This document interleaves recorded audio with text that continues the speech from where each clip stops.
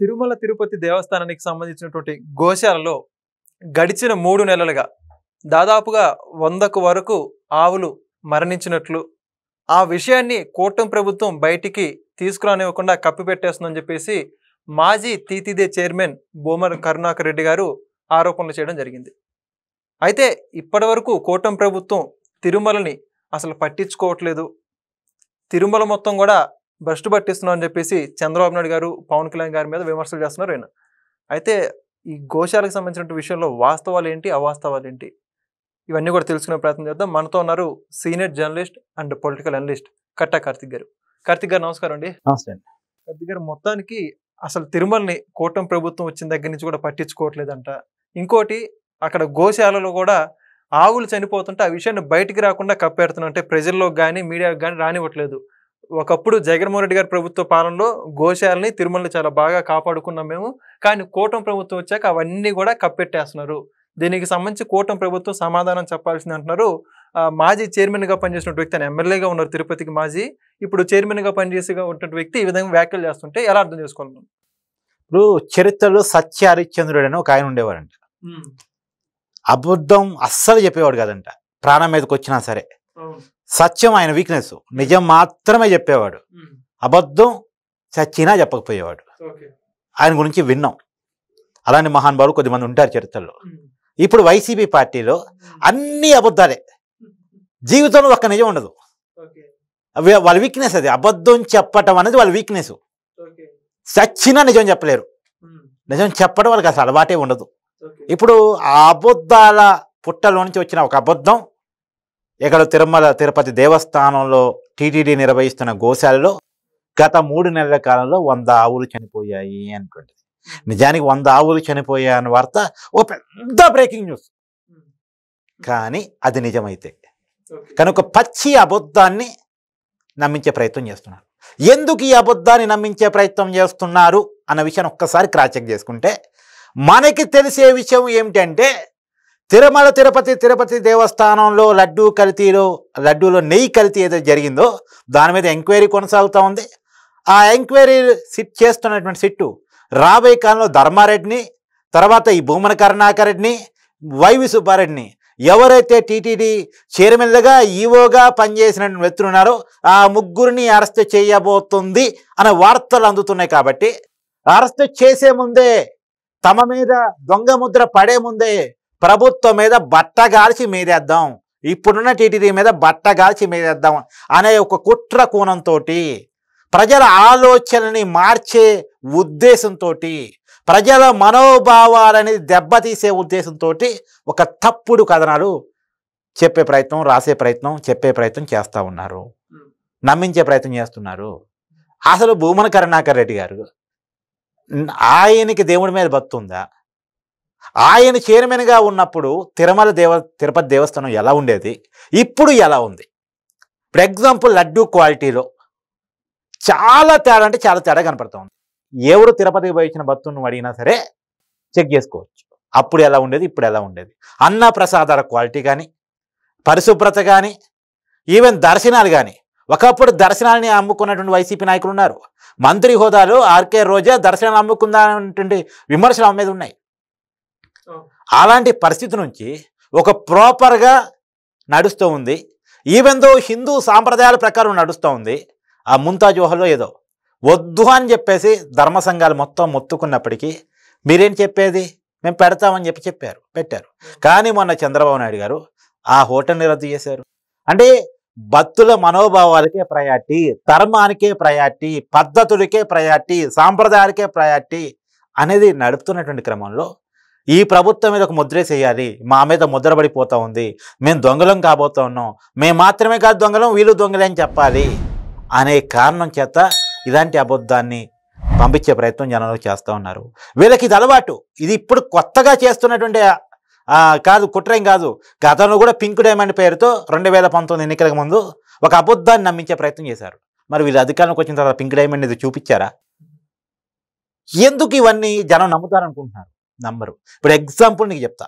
మొన్న పగడాల ప్రవీణ్ విషయంలో కూడా అది ప్రమాదం అనే ఒక అంచనాకి పోలీసులు వచ్చారు. సరే, ఆ ప్రమాదం కాదు, మీకేదో అనుమానాలు ఉన్నాయి, అది పోలీసులు చెప్పొచ్చు. సహజంగా కుటుంబ సభ్యులు చెప్పాలి. కానీ కుటుంబ సభ్యులు జరుగుతున్న ఎంక్వైరీ మీద సాటిస్ఫాక్షన్ వ్యక్తం చేస్తూ ఉన్నారు. ప్రభుత్వం స్పందించిన తీరు మీద వాళ్ళు అభినందన చెప్తూ ఉన్నారు. వాళ్ళు చాలా సాటిస్ఫైగా ఉన్నారు జరుగుతున్నటువంటి ప్రాసెస్ మీద. వాళ్ళకి ఎలాంటి అనుమానాలు లేవు, మాకు పోస్ట్ మార్టం కూడా అవసరం లేదు అన్నారు. అయినా సరే పోలీసులు యాజ్ రూల్ ప్రకారం మేము పోస్ట్ మార్టం చేస్తామండి, ఇతను చాలామందికి ఐడియల్ పర్సన్ కాబట్టి, ప్రముఖ పాస్టర్ కాబట్టి, సమాజంలో తెలిసి ఉన్న వ్యక్తి కాబట్టి చేసి వాళ్ళకు కూడా చెప్తామంటే సరే చేశారు. అయితే ఒక విషయం ఇక్కడ మనం క్లియర్గా గమనించాల్సింది అంటే ఇక్కడ కూడా ఎవరు రెచ్చగొట్టే ప్రయత్నం చేశారు, ఎవరు అనుమానాలు లేవనెత్తే ప్రయత్నం చేశారు? హర్ష కుమార్. ఆయన కొడుకు మన ఎమ్మెల్సీగా పోటీ చేశాడు, వైసీపీ సపోర్ట్ చేసింది. కేపాల్ వైసీపీతో బాగా ట్రావెల్ అవుతూ ఉన్నాడు, మనకు ఆయనకి ఏంటి ఒప్పందం తెలియదు. ఎవరైతే ఎవరు జాన్ బెన్లీ లింగం ఎస్, ఆయన వైసీపీ వాళ్ళ పార్టీలో అఫీషియల్ పదవి కూడా ఉంది ఆయనకి, మైనార్టీ సెల్ ఏదో ఉపాధ్యక్షులు ఏదో ఉంది ఆయనకి. అందరితో దిగిన ఫోటోలు కూడా వచ్చాయి, భారతి గారితో, సజ్జల గారితో, జగన్ గారితో, అవినాష్ రెడ్డి గారితో దిగిన ఫోటోలు కూడా బయటకు వచ్చాయి. సో కాబట్టి ఇట్లాంటి వైసీపీ స్పాన్సర్ టీం అనుమానాలు లేవనెత్తారు. అనుమానాలు లేవనెత్తితే ఎవరు లేవనెత్తాలి? కుటుంబ సభ్యులు లేవనెత్తాలి, ఆయన సన్నిహితులు స్నేహితులు లేవనెత్తాలి, ఆయన బ్రదర్ లేవనెత్తాలి, వాళ్ళ మదర్ లేవనెత్తాలి. వాళ్ళంతా మాకు ఏ అనుమానం లేదు, ప్రభుత్వం ఏ చెప్తే అది నమ్ముతాము, ప్రభుత్వం ఎంక్వైరీ చాలా బాగుంది, ఇమీడియట్గా వాళ్ళు ఇచ్చిన రెస్పాండ్ మాకు బాగుంది అని వాళ్ళు చాలా పద్ధతిగా చెప్తున్నారు. సరే, కావాలని రెచ్చగొట్టే ప్రయత్నం చేశారు, కావాలని కొన్ని వదంతులు సృష్టించే ప్రయత్నం చేశారు. కానీ ఆ వదంతులకి వాళ్ళ పులుస్తా పడింది. కానీ ఇక్కడ మనం అభినందించాల్సిన విషయం ఏంటంటే అక్కడ గోవులు చనిపోయానన్న వాళ్ళ మాట నమ్మే హిందువులు లేరు. ఇక్కడ లేని ప్రమాదాన్ని, లేని హత్యని క్రియేట్ చేద్దామన్నా నమ్మే క్రిస్టియన్స్ లేరు. అసలు మతాలకు అతీతంగా ప్రజలు వీళ్ళని నమ్మటానికి సిద్ధంగా లేరు. వీళ్ళు కుట్రలు చేస్తారు, వీళ్ళకి అలవాటు ఉంది. గతంలో కాపు దాంట్లోకి వచ్చి, కాపు సభలోకి వచ్చేసి రాష్ట్రాన్ని విధ్వంసం చేసిన చరిత్ర వైసీపీకి ఉంది. ఇప్పుడు ఏదో కారణం పెట్టి రాష్ట్రాన్ని విధ్వంసం చేయాలని చూస్తున్నారు.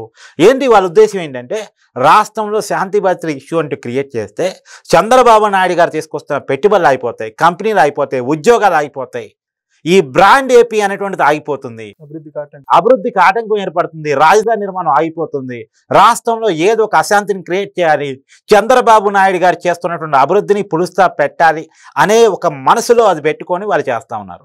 మనం గతంలో వినేవాళ్ళం, ఏదో పాత బస్తీ అల్లరి చేపించే వాళ్ళ కాంగ్రెస్ వాళ్ళ పదవుల కోసం అనేది గతంలో వినేవాళ్ళం. ఉమ్మడి రాష్ట్రం మతాల మధ్య చిచ్చులు. సరే, ఆ కల్చర్ పోయింది, ఆ వాతావరణం పోయింది. మన ఆంధ్రప్రదేశ్లో ఆ కల్చర్ ఎప్పుడూ లేదు, అది వచ్చే అవకాశం కూడా అంత ఈజీ కాదు. కానీ దాన్ని చేయటానికి వైసీపీ శతవిధాల ప్రయత్నం చేస్తుంది. ఇప్పుడు ఆ గోశాలలో గోవులు చనిపోయారన్న వార్త అంతే, ఇక్కడ ఇది హత్య అని చెప్పి చేసిన ప్రచారము అంతే.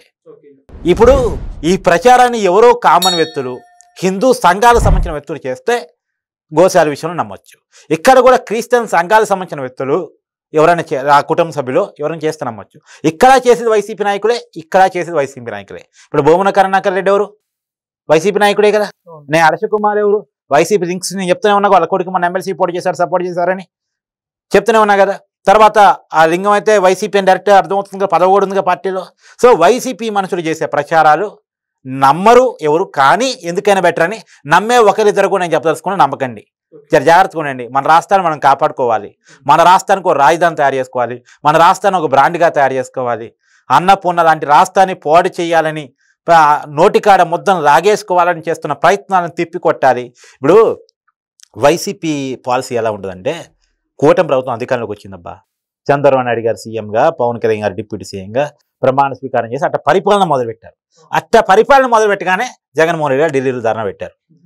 ఏది 36 మందిని ఈ కూటమి ప్రభుత్వం అధికారంలోకి వచ్చిన తర్వాత వైసీపీ కార్యకర్తను చంపింది అని చెప్పేసి ఒక నేషనల్ మీడియా విలేకరి మైకి పెట్టి, సార్ 36 మంది పేరు చెప్పండి సార్ అన్నాడు.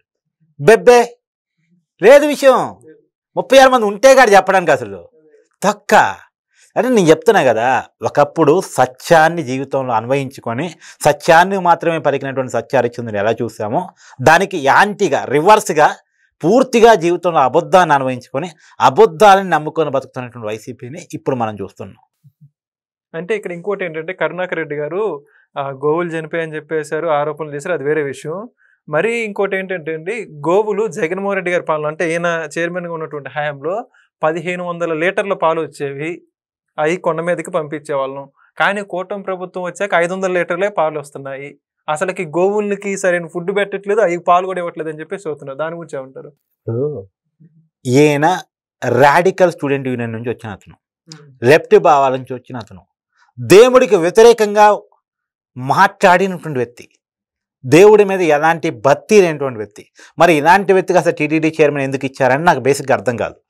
ఇప్పుడు రాడికల్గా ఉంటాం, మా కమ్యూనిస్ట్ భావజాలంతో ఉంటాం, తప్పనేది నా ఉద్దేశం కాకపోవచ్చు. కానీ ఆ టీటీడీ చైర్మన్ పోస్ట్ కానీ యాప్ట్ కాదు కదా, ఇక్కడ భగవంతుడికి సంబంధించిన భావజాలం వేరు కదా. ఆ సంబంధం లేని వ్యక్తి ఇవాళ వచ్చి మాట్లాడితే ఎవరు నమ్ముతారబ్బా? అసలు ఏమాత్రం కెపాసిటీ లేనటువంటి వ్యక్తులకి, సంస్థలకి నువ్వు టీటీడీ లడ్డూలో నెయ్యి సప్లై చేసేటువంటి అవకాశం ఎట్ట కనిపించావు? ఎలా కల్పించావు అసలు చెప్పు? అసలు ఆ రేటుకి నెయ్యి దొరకదని తెలిసి కూడా ఆ రేట్ని ఎట్ట కోడ్ చేసి ఓకే చేసావు చెప్పు? అసలు కల్తీ జరగలేదు అంటున్నారు కదా వాళ్ళందరూ, ఇప్పటికి కూడా అన్ని అరెస్ట్లు అయినా కూడా కల్తీ లేదంటున్నారు. మరి ఇక కళ్ళ ముందు నిజం కనపడుతున్నా, కళ్ళు మూసుకుని అబద్ధం అబద్ధం అబద్ధం అంటే నేను చేయగలిగిందేం లేదు. ఇప్పుడు కళ్ళ ముందు ప్రమాదం కనపడుతుంటే అచ్చ అంటారు, కళ్ళ ముందు మటర్ కనపడుతుంటే గుండెపోటు అంటారు, కళ్ళ ముందు ఇంకేదో కనపడుతుంటే దాని ఏదో మసిబూసి మారడికాయ చేసే ప్రయత్నం వాళ్ళు చేస్తూ ఉంటారు. వాళ్ళు చూసి చూసి చూసి ప్రజలు ఇసిగిపోయారబ్బా. అందుకనే 151 సీట్ల నుంచి 11 సీట్లు తీసుకొచ్చి పడేశారు. ఇంకా అదే అబద్ధాన్ని నమ్మించాలని ప్రయత్నం చేస్తే ఇక అది అన్ని ఒక విషయం గుర్తుపెట్టుకోవబ్బా, ఒక అబద్ధాన్ని అందరి చేత ఒకసారి నమ్మించవచ్చు, కొంతమంది చేత ఎక్కువసార్లు నమ్మించవచ్చు, కానీ అందరినీ ఎల్లకాలం ఒక అబద్ధం చేత మోసగించలేవు, ఎక్కువ కాలం మోసగించలేవు. ఏదో టైంలో వాళ్ళు అవేర్నెస్ అవుతారు. ఇవాళ అవేర్నెస్ అయిన వాళ్ళే వైసీపీ అబద్ధాల పుట్ట అని, జగన్మోహన్ రెడ్డి అబద్ధాల పుట్ట అని షర్మిల చెప్తుంది, విజయమ్మ చెప్తుంది, విజయసాయి రెడ్డి చెప్తున్నాడు, తర్వాత ఒంగోలు సంబంధించిన నాయకుడు వాళ్ళ కుటుంబ సభ్యుడు బాలినేని శ్రీనివాసరెడ్డి చెప్తున్నాడు. ఇప్పుడు వీళ్ళంతా ఎవరు? నేను చెప్పిన వాళ్ళ పేర్లు టీడీపీ పార్టీకి సంబంధించిన వాళ్ళు కాదు, జనసేన పార్టీకి సంబంధించిన వాళ్ళు కాదు, జగన్మోహన్ రెడ్డి కుటుంబ సభ్యుడు. వాళ్ళే చెప్తున్నప్పుడు ఇంకా మనం దాంట్లో అతిశయత్వం ఉంది. ఇంకా జగన్మోహన్ రెడ్డి ఈ అబద్ధాలే కాదు, కూటమి ప్రభుత్వం చాలా అప్రమత్తంగా ఉండాలి, ఆంధ్రప్రదేశ్ ప్రజలు ఇంకా అప్రమత్తంగా ఉండాలి. రాబోయే కాలంలో ఇంకా చాలా అబద్ధాలు మీరు చూడాల్సి వచ్చే అవకాశం కనపడుతూ ఉంటుంది. ఖచ్చితంగా అబద్ధాలని ఎదుర్కోవటానికి మీరు సిద్ధంగా ఉండండి, జాగ్రత్తగా ఉండండి. ఎప్పుడు ఏ ప్రమాదం పొంచి వస్తో తెలియదు. మన దురదృష్టం ఏందో కానీ ఒక యాంటీ సోషల్ ఎలిమెంట్ పార్టీ మన రాష్ట్రంలో పెట్టబడి ఉంది. కేవలం యాంటీ సోషల్ ప్రోగ్రామ్స్ నిర్వహించడం కోసమే ఆ పార్టీ పనిచేస్తూ ఉంది. కొద్దిగా జాగ్రత్తగా ఉండండి. చాలా బాగా చెప్పారు sir, thank you. Please subscribe to Leo news for more videos.